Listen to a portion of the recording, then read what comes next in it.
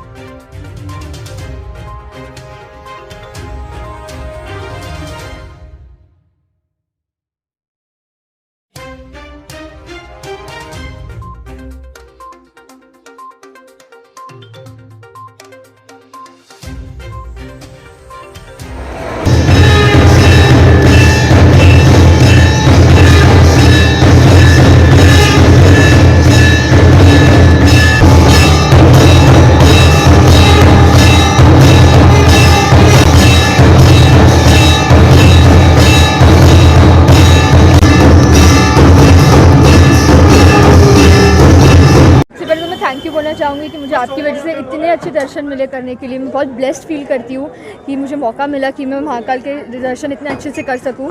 और फिर उसके बाद हम यहाँ पे आए चाय पीने के लिए। यहाँ की चाय बहुत अच्छी है, बहुत अच्छा लग रहा है। सब कुछ बहुत परफेक्ट हुआ, दर्शन से लेकर नाश्ता तक सब कुछ बहुत अच्छा लगा। हम लकी है कि हमें आरती करने को मिला क्योंकि हम वही टाइम पे अंदर पहुँचे। तो आई गेस बाबा का कहीं ना कहीं आशीर्वाद था। So we feel really blessed. और मैंने उनसे यही मांगा कि सब अच्छा रहे, सब खुश रहे, सुखी रहे और सब खुश रहे।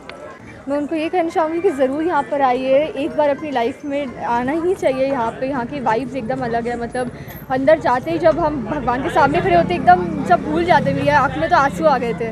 तो बहुत ही अच्छा एक्सपीरियंस था। मेरी मूवी आ रही है शुक्र दोष, जो कि जनवरी या फरवरी में रिलीज़ होगी। तो उसके लिए मैं बहुत एक्साइटेड हूँ एंड उसी के लिए मैंने प्रे करने आई थी कि वो हिट हो जाए।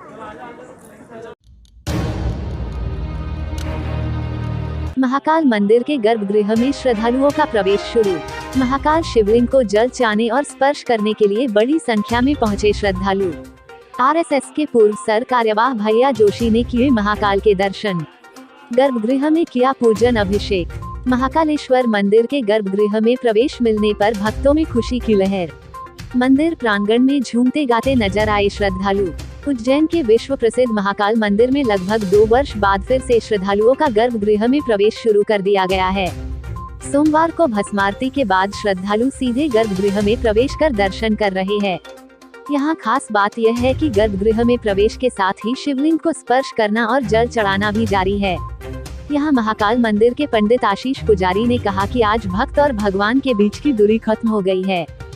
सुबह से ही भक्तों का तांता लगा हुआ है। यहाँ देश के कोने कोने से श्रद्धालु बाबा महाकाल को जल चाहने के लिए पहुँच रहे हैं। दरअसल 2 वर्ष बाद पहली बार मंदिर के गर्भगृह में प्रवेश शुरू किया गया। सोमवार सुबह आरएसएस के वरिष्ठ नेता व पूर्व सर कार्यवाह भैया जोशी मंदिर पहुंचे और बाबा का जल अभिषेक कर पूजन अर्चन किया। यहाँ बता दें कि पिछले करीब 2 साल से किसी भी श्रद्धालु को गर्भगृह में प्रवेश नहीं दिया जा रहा था। प्रवेश मिलने और शिवलिंग को स्पर्श कर जल चाहने के बाद भक्तों की खुशी साफ दिखाई दी। यहाँ दर्शन के बाद भक्त मंदिर प्रांगण में भोले भजनों पर झूमते गाते नजर आए। अनुभूति देखिए, बाबा महाकाल के दरबार में 200 वर्ष के बाद में बाबा महाकाल ने आज गर्भगृह खोला है भक्त लोगों के लिए। भक्त और भगवान की जो दूरी थी, जो कोरोना के कारण हो गई थी, आज भक्त और भगवान की दूरी खत्म हो चुकी है और भक्त बाबा महाकाल के दर्शन पाकर जल चढ़ाकर अपने आप को धन्य मान रहे हैं। बाबा महाकाल की लीला अपरंपार है। भगवान से यही प्रार्थना है कि ये कोविड महासमय का जो समय आया था वो खत्म हो और ये सतत बाबा महाकाल के दरबार में भक्त लोगों को दर्शन मिल सके। जय महाकाल। मैं बहुत खुश हूँ आज, क्योंकि 4 महीने से मेरे 16 सोमवार के उपवास चल रहे थे और ये मेरा सौभाग्य है कि आज भोलेनाथ को स्पर्श करके मेरी मनोकामनाएं पूरी हुई है और आज मेरा उद्यापन है 16 सोमवार का। मैं बहुत खुश हूँ। मेरा पूरा परिवार है मेरे साथ में और डांस किया, भजन गाया और बड़ी बहनें भी हैं मेरी। ये 4 बहनें हैं मेरे साथ में, मेरे बच्चे हैं, पूरा परिवार है, दामाद है, बेटियां हैं। मेरा नाम मीना शर्मा है, मैं भोपाल से आई हूँ। 20 कोरोना की वजह से बहुत टाइम से महाकाल के गर्भगृह के दर्शन बंद थे। इस वजह से सबको बहुत ही बुरा लग रहा था। सब लोग बहुत डेस्परेटली वेट कर रहे थे कि हमको कब महाकाल के दर्शन मिलेंगे और ग्रेसफुली आज मंडे को सबको दर्शन मिल गए हैं, तो सब बहुत खुश हैं। जल भी चढ़ाया, सबने जल चढ़ाया। जो भी उनकी इच्छाएं थी उनको स्पर्श करने के लिए मिला, उनको बहुत ही खुशी है। सब बहुत खुश है और ये सब आप देख ही सकते हैं यहाँ पे जितने लोग हैं। भजन गाते, डांस भी किया है। बोला ना मैंने, जितना मन में जिसके जो अच्छा लग रहा है, जिसको जो गाना चाहता है, नाचना चाहता है, जो जैसा करना चाहता है वो वैसा कर रहा है। भोपाल से मेरा नाम श्रेया है। श्रद्धालुओं से निवेदन किया जा रहा है कि वो मास्क का प्रयोग करें, अपने सैनिटाइजर का उपयोग करें और सोशल डिस्टेंसिंग बनाकर दर्शन करें। अभी हम लोगों ने आम जनता को, आम जो श्रद्धालु है उसको प्राथमिकता देते हुए ये चालू किया है और अभी 7 दिन हम व्यवस्था देखेंगे, उसके बाद देखते हैं फिर क्या निर्णय लेते हैं। अभी किस समय श्रद्धालु प्रवेश करेंगे और क्या क्या समय रखे गए हैं जल चढ़ाने? अभी जो सुबह 6:15 से 7:15 के बीच में हमारे जो पुजारी पुरोहित हैं उनके यजमान और प्रोटोकॉल में जो श्रद्धालु सत्कारधारी हैं वो प्रवेश करेंगे और उसके बाद दोपहर में 1 से 3 के बीच में और रात को 8 से 9 के बीच में। इसके अतिरिक्त जो समय है श्रद्धालुओं की भीड़ को देखते हुए उसी हिसाब से आम श्रद्धालुओं को दर्शन दिया जाएगा।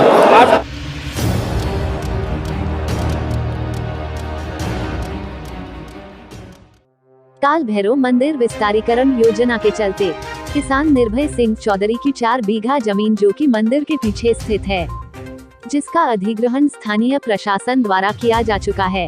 इसी के चलते परिवार काफी परेशान है और परिवार के सामने आत्महत्या करने के अलावा कोई दूसरा रास्ता नहीं है। काल भैरव मंदिर विस्तारीकरण योजना के तहत मंदिर का विकास किया जाना है। इसी के चलते मंदिर के पीछे वाले हिस्से में जमीन अधिग्रहण की कार्रवाई की गई है, जहां जमीन निर्भय सिंह चौधरी नामक किसान की बताई जा रही है। किसान ने मीडिया से चर्चा में बताया कि उसकी 4 बीघा जमीन जिसे अधिग्रहण किया जा चुका है, उसके परिवार के गुजर बसर के लिए एकमात्र वही जमीन साधन है। प्रशासन जमीन को अधिग्रहित कर अपनी मनमानी कर रहा है। अगर उनसे जमीन छीन ली जाएगी तो उनके परिवार के सामने आत्महत्या करने के अलावा कोई दूसरा चारा नहीं बचेगा।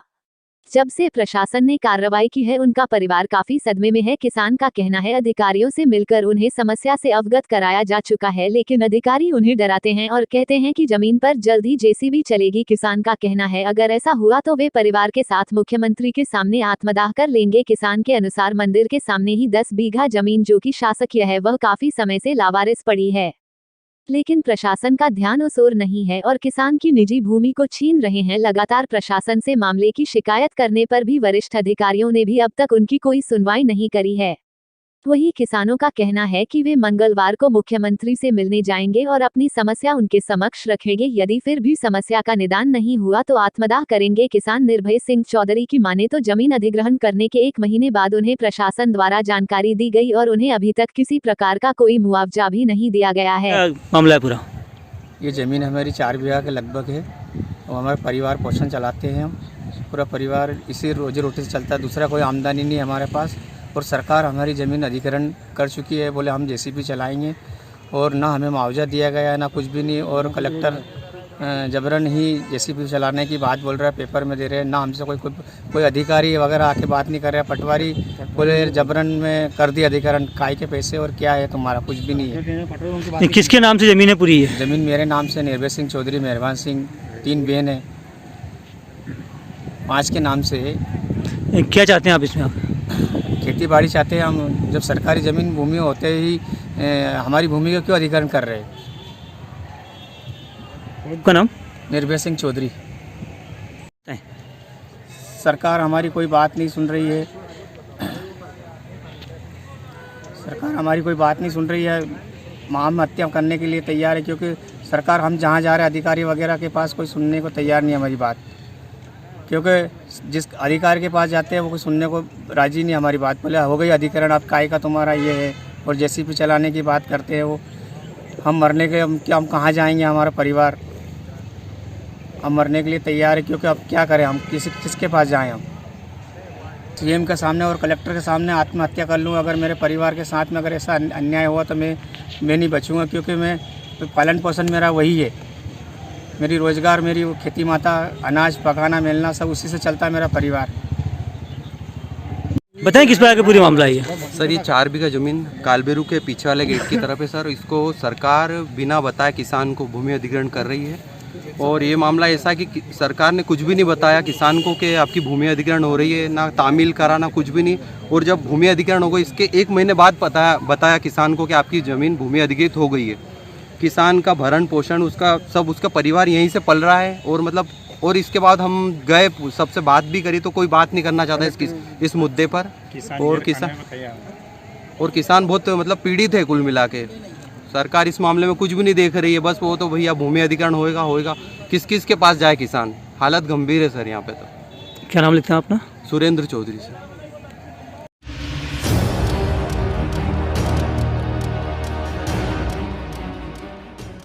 उज्जैन की स्वतंत्र भारत की आजाद हिंद फौज होमगार्ड में अपना स्थापना दिवस मनाया, जिसमें मुख्य अतिथि के रूप में उज्जैन संभाग आयुक्त संदीप यादव पहुंचे। होमगार्ड की स्थापना दिवस के अवसर पर मुख्य आयोजन जिला कमांडेंट होमगार्ड कार्यालय नागझिरी उज्जैन में आयोजित किया गया, जिसमें परेड के द्वारा मार्च पास्ट करते हुए कमिश्नर संदीप यादव महोदय को सलामी दी गई। इसके पश्चात भारत के माननीय प्रधानमंत्री जी के संदेश का वाचन मुख्य अतिथि संभाग आयुक्त संदीप यादव के द्वारा किया गया। एसडीआरएफ की टीम के द्वारा राहत बचाव उपकरणों की आधुनिक उपकरणों की प्रदर्शनी भी इस अवसर पर लगाई गई थी, जिसका निरीक्षण कमिश्नर महोदय के द्वारा किया गया। और rubber board, victim location camera, आज का लाइव रोप गन इत्यादि का मौके पर ऑपरेटिंग सिस्टम एसडीआरएफ के जवानों के द्वारा दिया गया। डिस्ट्रिक्ट कमांडेंट संतोष कुमार जाट ने बताया कि नेताजी सुभाष चंद्र बोस की आजाद हिंद फौज के जवानों के द्वारा होमगार्ड का गठन 1947 में भारत के पहले उप प्रधानमंत्री श्री सरदार वल्लभ भाई पटेल के द्वारा किया गया था। इस लिहाज से देखें तो होमगार्ड संगठन स्वतंत्र भारत की आजाद हिंद फौज है। के अधिकारी, होमगार्ड की पूरी फोर्स, जैसे आप सभी को मालूम है, जब भी कोई समस्या आती है, जब भी कोई दिक्कत होती है, सबसे आगे बढ़कर काम करने वाली हमारी फोर्स है। पुलिस जो है वो एक रेगुलर पुलिसिंग का काम करती है, लेकिन हर जगह होमगार्ड की मदद उनको रहती है, चाहे वो डिजास्टर से रिलेटेड इश्यूज़ हैं। इवन रेगुलर पुलिसिंग के दौरान भी बहुत सारे कर्तव्य जो है होमगार्ड के लोगों द्वारा निभाए जाते हैं, चाहे वो ट्रैफिक से रिलेटेड है, चाहे वो रूटीन में थानों पे वायरलेस सेट्स पे है। सभी तरह के काम इनके द्वारा किए जाते हैं और पिछले 59 वर्षों में इन्होंने अपनी उपयोगिता सिद्ध की है। हर जगह जब भी बाढ़ आए, चाहे कोई अन्य राहत के कार्य हों, हमारे होमगार्ड के लोग आगे से आगे बढ़कर कार्य करते हैं। मैं समझता हूँ देश की एक बहुत ही बड़ा और अच्छा ऑर्गेनाइजेशन है जो समाज को हमेशा समय समय पर मदद करता रहता है। देश विदेश, गांव शहर, सब पे नजर, सबकी खबर, नया रूप है, नए है रंग, सबको समेटे अपने संग। आपका अपना शहर का सपना, दैनिक अवंतिका, दैनिक अवंतिका, दैनिक अवंतिका। खेल राज राजनीति फिल्मी बातें सब कुछ ही हम इसमें पाते। घर होटल ऑफिस या दफ्तर, क्लर्क प्यून या हो फिर अफसर, सबका चहेता सबका प्यारा दैनिक अवंतिका, दैनिक अवंतिका, दैनिक अवंतिका।